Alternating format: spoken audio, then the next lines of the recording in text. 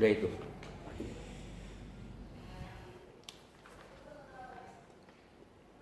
Bismillahirrahmanirrahim.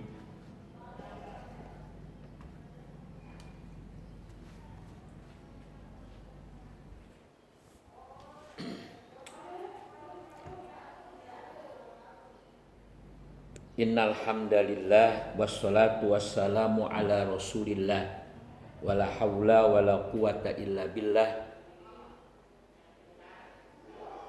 Subhanaka la ilma lana illa ma 'allamtana innaka antal alimul hakim wahdina wa waffiq lana ilal haqqi wa ila siratal mustaqim. Kita awali dengan hadis Riyadhus Shalihin. Kita sudah sampai kepada babu jubi amri ahlihi wa auladihi. Bab kewajiban atau babu jubi amri ahli. Bab kewajiban kedua orang tua, terutama ya bapak, amru ahlihi, yaitu memerintahkan keluarganya termasuk istri dan lain sebagainya, wa auladihi, dan juga anak-anaknya,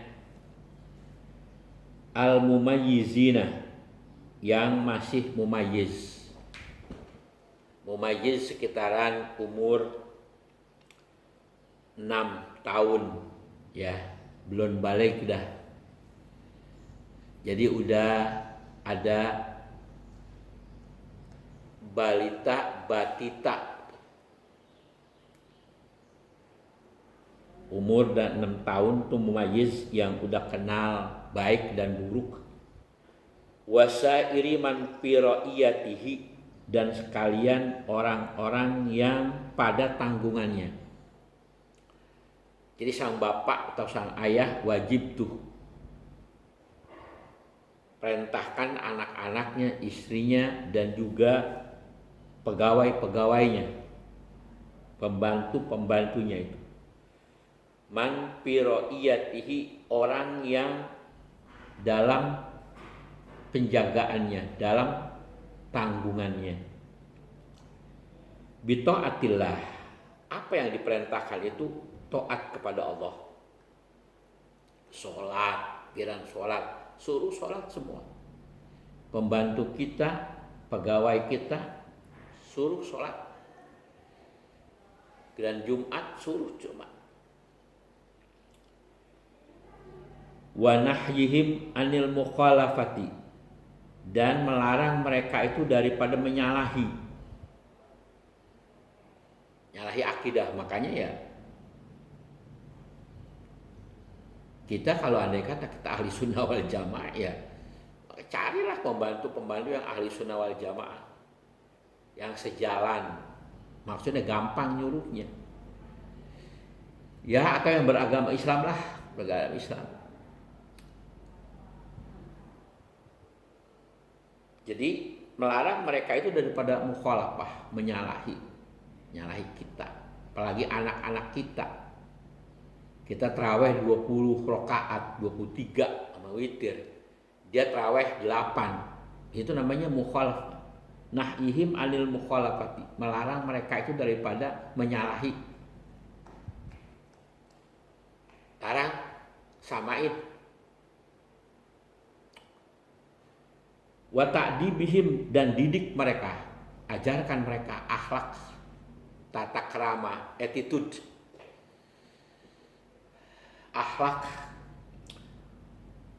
Wa man ihim minat tikabin manhiyin anhu, dan larang mereka itu daripada berbuat dosa besar. Irtikab itu dosa besar. Jadi larang mereka itu daripada berbuat dosa besar. Anak kita, pembantu kita, katakan bujang kita, ada orang sekarang ngomong gitu, atau pegawai kita. Waman ihim, dan larang mereka itu minartikabin, daripada berbuat dosa besar, manhiyin anhu, yang dilarang daripadanya. Qala Allah Ta'ala wa'mur ahlaka bis-sholati wastabir 'alaiha. Footnote 1 itu surah Toha. Kita lihat surah Toha ayat 132. Allah perintahkan wa'mur, perintahkan olehmu, fa'il amr. Wa'mur ahlaka, perintahkan olehmu akan keluargamu. Anak, istri, cucu, menantu, semua termasuk juga di sini piri ayatihi, apa yang dalam tanggunganmu, orang yang dalam tanggunganmu. Saya katakan tadi pegawai, pembantu dan lain sebagainya. Ahlaka bis sholah, perintahkan keluargamu itu dengan melaksanakan sholat. Wastabir 'alaiha, dan bersabarlah di atasnya. Jadi bersabar di dalam kita memerintahkan untuk melaksanakan sholat. Memang berat, makanya kita nggak perlu sekali dua kali, ya sabar. Di sana kalau masih nanti ada di sana kalau masih umur 7 tahun, yaitu perintahkan. Jadi muru auladakum bis sholat. Nanti ada tuh hadis keempat. Tapi nanti wa'lamu annasobiyah tuh wadribuhu. Nah, kalau udah lewat 7 tahun, 10 tahun, kita disuruh gebuk. Kalau nggak gebuk ya bahasa Betawi itu sabet, pakai handuk kayak pakai kain kayak. Tuh. Jadi wa'mur ahlaka, perintahkan keluargamu. Jadi ente sebagai anak dari orang tua, diperintahkan orang tua wajib taat. Kalau ente agak taat, disuruh diapain, wajib taat. Di sini pertama masalah sholat. Kita harus bengis ngajar sholat pada anak-anak kita. Dalam pengertian, ya strength lah. Strength. Kalau udah tidur bangunin, kewajiban. Wastabir 'alaiha. Nah, cuman enggak sekali disuruh sabar. Memang kalau berbuat ibadah begitu. Banyak anak-anak sekarang yang kalau udah main HP, main gadget, main apa, udah kayak apa itu, sholat tar. Orang yang sholat yang tar itu adalah salah satu ciri orang munafik. Orang munafik itu kalau sholat dia sahun, an sholatihim sahun, main-main, nunda-nunda, belakang-belakang. Ingat ini, kalau ente nunda-nunda sholat, berarti ente punya ciri-ciri munafik. Selanjutnya, waqala ta'ala, ya ayyuhallazina amanu qu anfusakum wa ahlikum nar. Footnote yang kedua yaitu surah At-Tahrim ayat 6. Allah berfirman, ya ayyuhallazina amanu. Ini lihat khitabnya dengan lafaz amanu, artinya beriman, orang yang beriman. Bukan khitabnya secara umum, ini khos khusus, amanu yang beriman. Ente beriman enggak? Pertanyaannya, ente udah beriman? Ente beriman enggak? Kalau ente beriman, kena nih khitab. Tapi kalau ente kagak beriman, seperti kalau yang sifatnya umum, ya ayyuhan nas itu umum.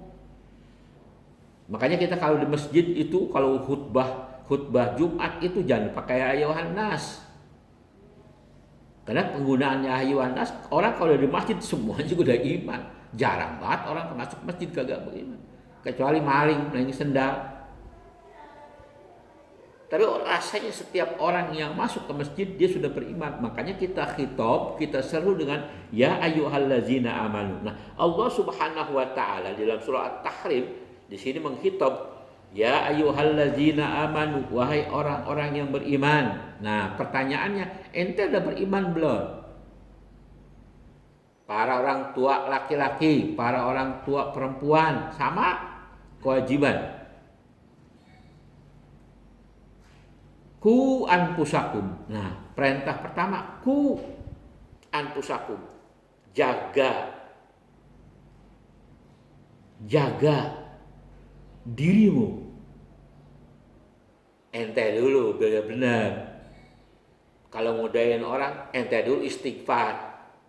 minta ampun pada Allah. Nah, itu ku jaga olehmu anfusakum, diri-diri kamu, wa ahlikum, dan keluarga kamu, naron, akan api neraka.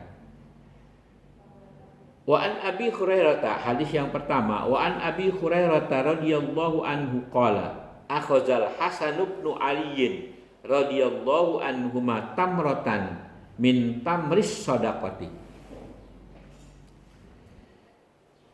Ini hadis ini adalah Nabi punya sifat ismah.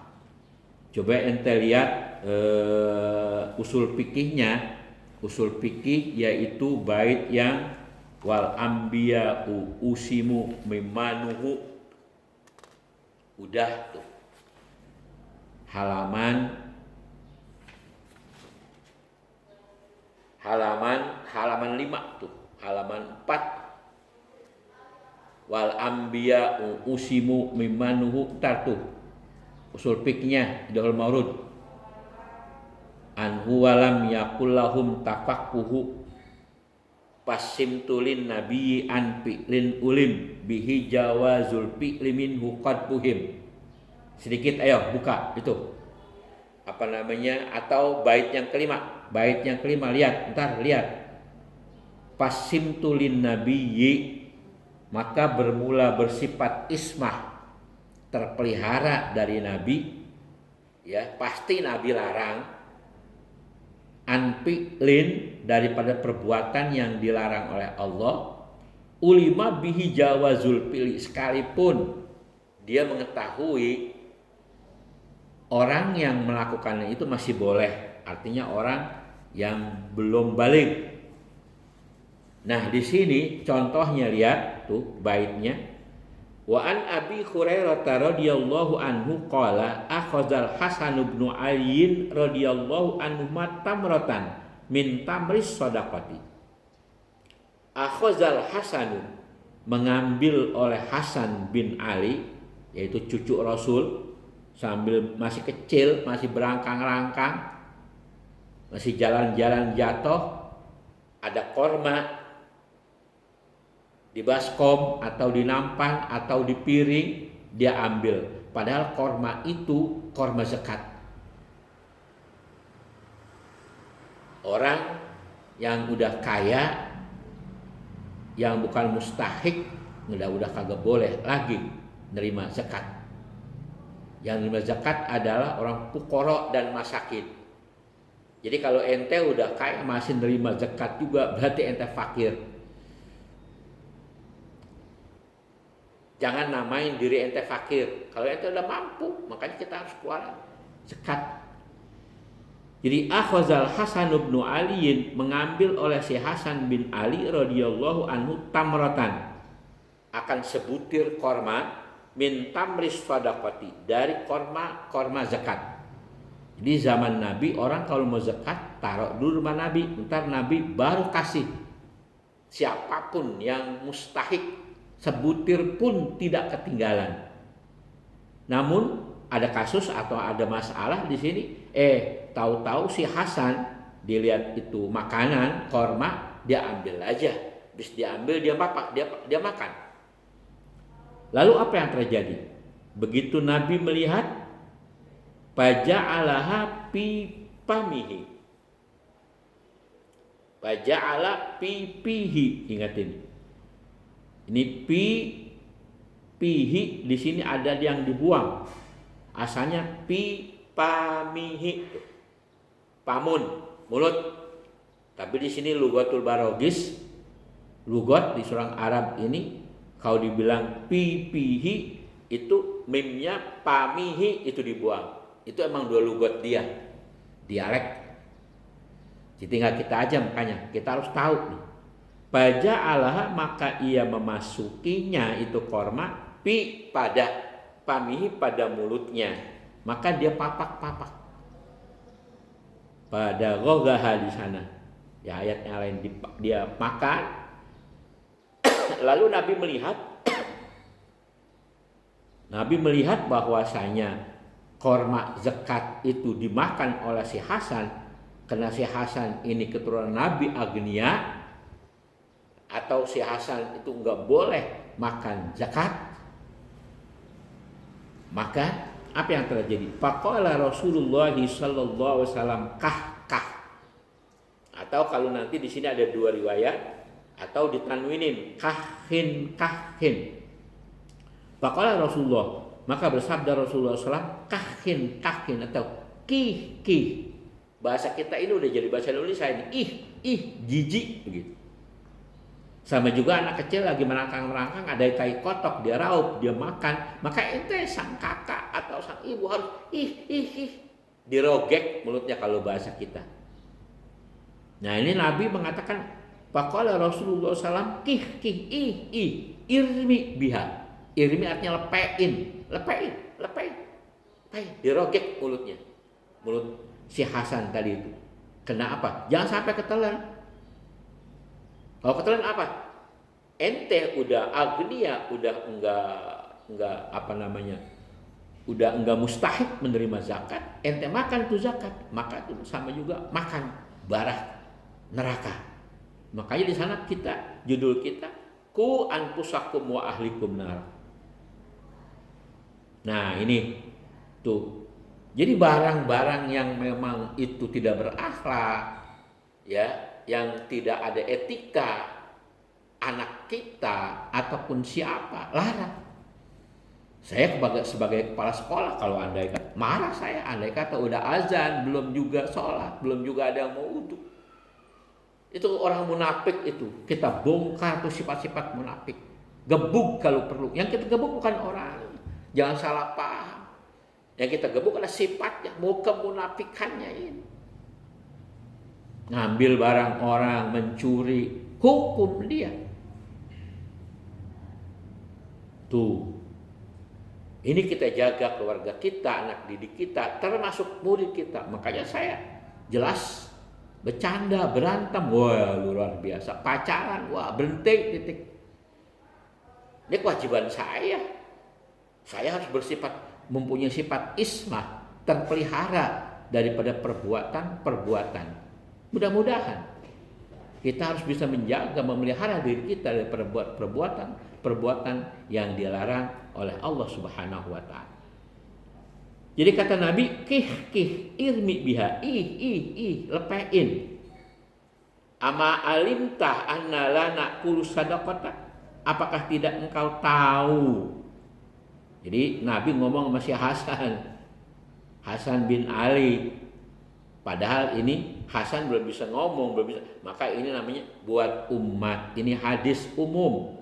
Ama alimta, apakah tidak engkau tahu? Anna la naqulu sadaqati. La naqulu sadaqata. Anna, bahwasanya kita, kata Nabi, yang udah para agnia, bukan fuqara masakin, yang mustahik ini zakat fuqara masakin, selain daripada fuqara masakin maka hukumnya haram. Anna la naqulu sadaqata, bahwasanya kami tidak boleh memakan zakat. Muttafaqun alaih.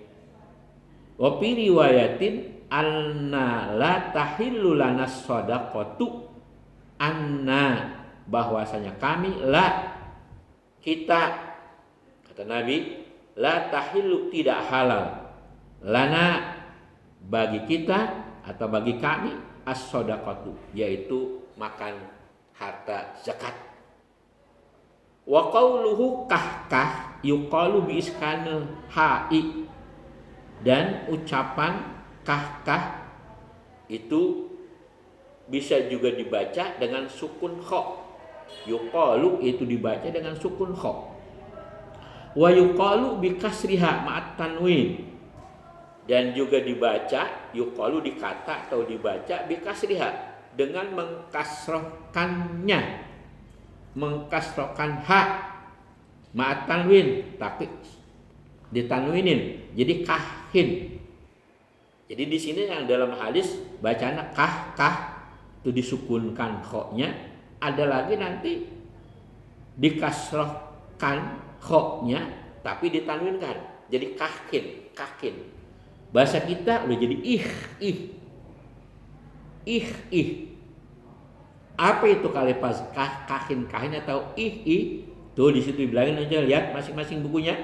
Wahia kalimatu jazrin lisobiji anil mustakzaroti, yaitu kalimat larangan bagi anak kecil daripada yang mustakzarat, yang kotor-kotor, yang jijik, yang nejis. Anak kecil kadang-kadang tainya juga dia raup.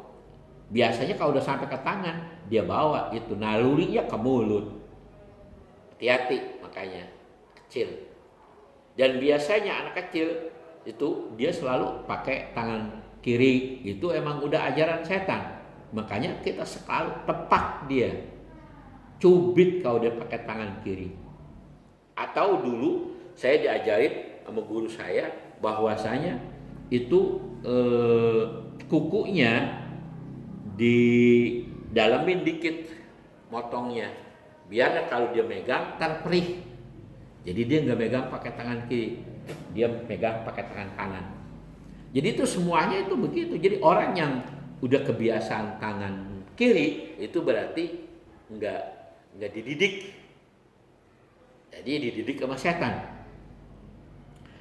Jadi itu kalimat jazrin, kalimat larangan lisobiyyi, bagi anak kecil daripada yang kotor-kotor. Dikit lagi, wakanal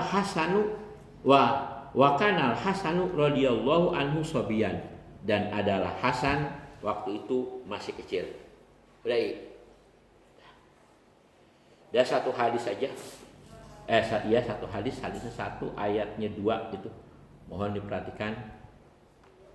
Selesai sudah hadis. Kita pindah ke adabul bahasa.